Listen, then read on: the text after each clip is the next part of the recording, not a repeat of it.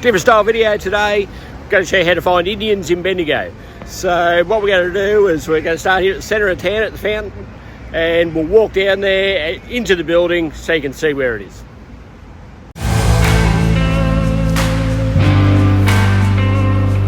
We're looking at Pall Mall. That's the direction we're going to head.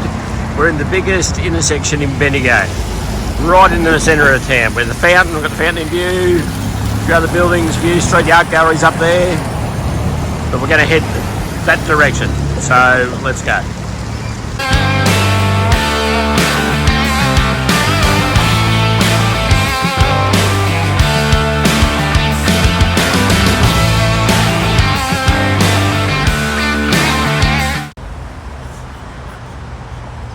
Excellent, thank you for that.